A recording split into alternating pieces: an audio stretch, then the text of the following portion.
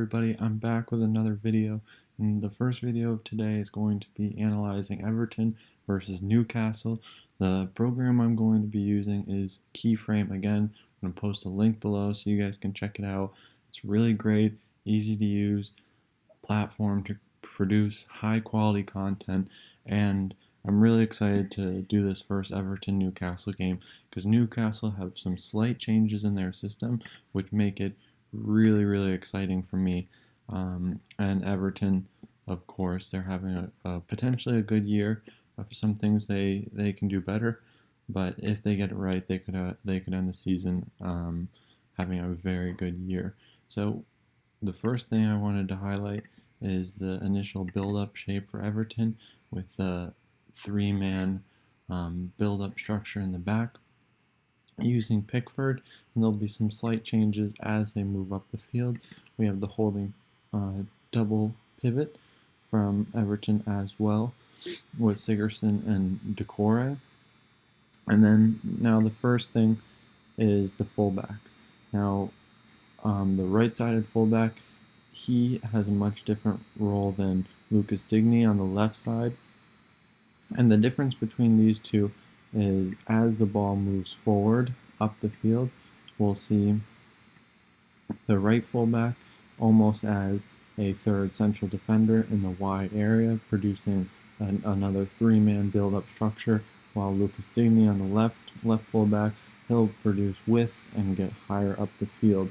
And this will allow Richarlison on the left side to become more narrow, more in a goal-scoring position, where he's more effective, threatening in behind and whatnot. And so now let's look at the structure from Newcastle, because it's very different from what we've seen from them this season. So they have two forwards with Callum Wilson and Fraser, the two Bournemouth men, ex-Bournemouth men, and then we have a four-man midfield in a diamond shape. We can't see them all in the picture at once, but this was essentially their shape. They played a 4-diamond-2, and so now we're just going to look at the roles when pressing. So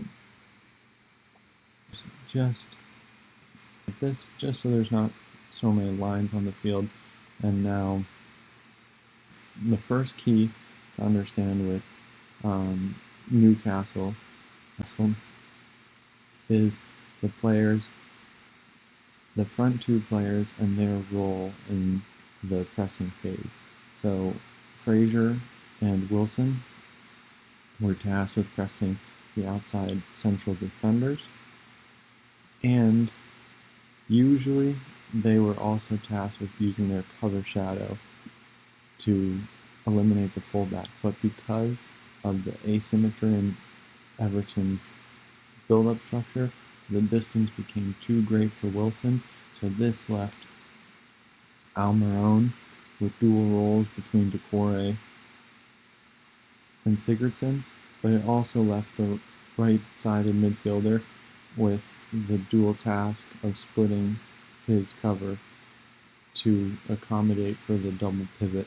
So there was space between the Newcastle structure, which they were able to find, but again, the compactness of the four-man midfield was very effective and forced Everton into wider areas and prevented progression through the central corridors.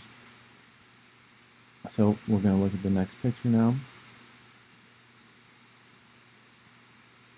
So moving up the field, we can see Everton's shape slightly going into the midfield third now. And I'm going to highlight that for you. So their initial first line build-up, we can see clearly their back four as they start moving up the field, and now we have their double pivot. So now we highlight Bournemouth's shape. Newcastle. I'm stuck on Bournemouth for whatever reason because the two forwards played for Bournemouth. But the Newcastle shape with two forwards, and now we have the four-man midfield, the 4-diamond-2 formation. So this effectively allowed them to control the center quite well because they had players to go and press into the wide areas from Newcastle, and they had players to control the double pivot. So here's one instance. Colin Wilson can split the difference between the holding midfielder and the central defender. Same with Almiron. They have more than enough players between the Everton structure to one complete compactness over their structure, and they have enough players to have access to the ball when needed. So very interesting structural change here from Newcastle, and it worked out quite well.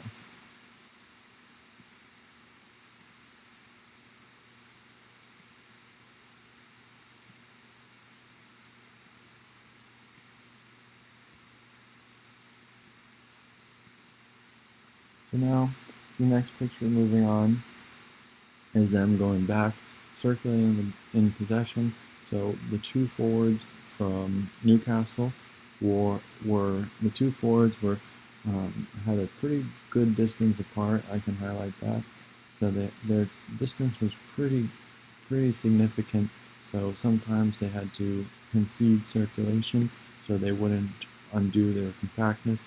But their compactness was held through the midfield, and we didn't see too much. The strikers were more concerned about using a cover shadow in the wide areas rather than deny access to the pivot, because the central midfielders, or the four-man diamond midfield shape, was responsible for the pivots, and this was enough to prevent access into the midfield, and which would then lead to progression for Everton.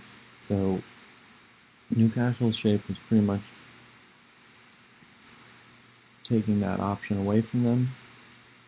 And I'm going to highlight the three defenders who will be involved in their first line of build-up when they move up the field.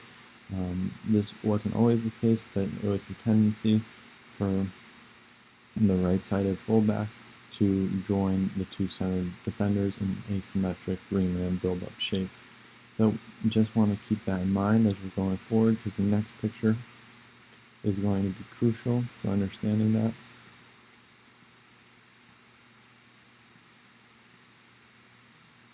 So here, again, Michael Keane driving through the center. He has got time on the ball, and Newcastle in their shape are spatial oriented, controlling the space. So Michael Keane will drive forward and try to pull out Newcastle shape, and then we can also see the distance in the front line and how Newcastle is positioned and how they respond to the double pivot of Everton. So we have Almiron on the right-sided midfielder and the four-man back, in the four-man front pressing players now.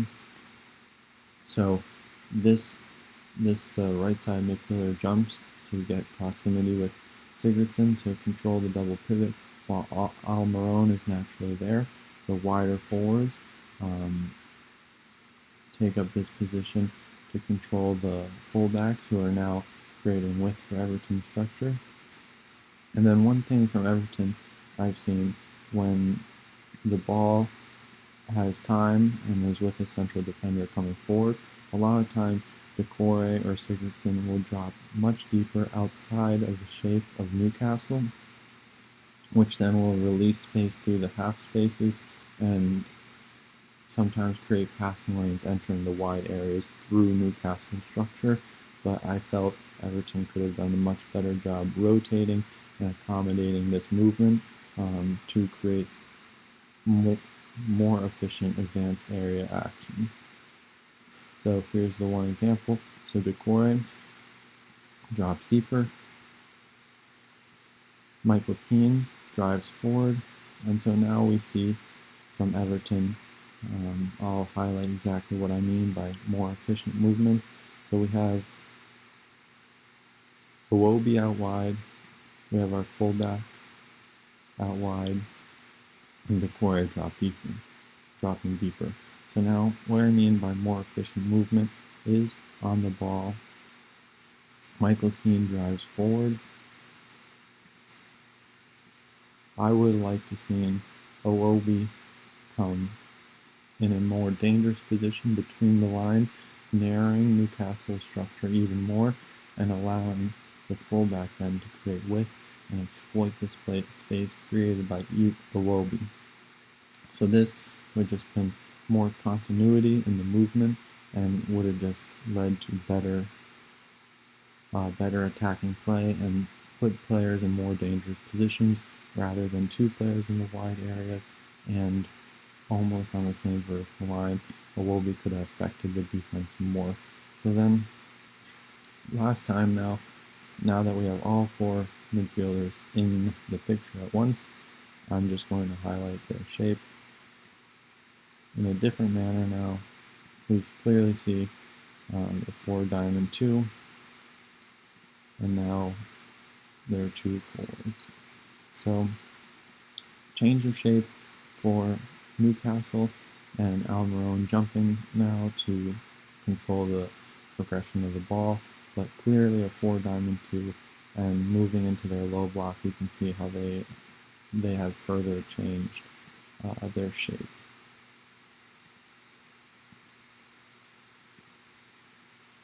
So now in the low block, Newcastle again, we're just going to highlight their shape. 4-man back line, which was interesting because the positioning of Richarlison often coming narrow, releasing Lucas Digne to create width and height in the advanced area, in the wide area. So him being narrow often created a 1v1 with the center backs, or a 2v2 I should say. We have our double pivot, and then we have our 3-man midfield.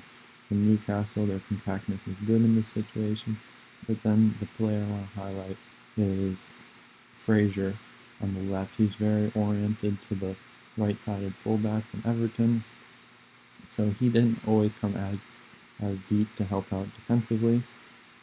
I'll use a better color than that. So Fraser didn't always come as deep because, again, the right side fullback from Everton often stayed deeper in a 3-man build-up structure, but Almiron as well tended to stay higher, with Wilson also being an outlet pass.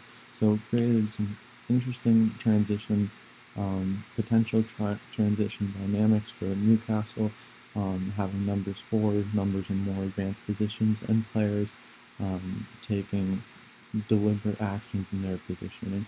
So it was interesting, really interesting game going on here. Just wanted to highlight some of the concepts for you guys, and hope you enjoyed the video. I'm going to be back with a full analysis of Arsenal versus Manchester United today, so be on the lookout for that.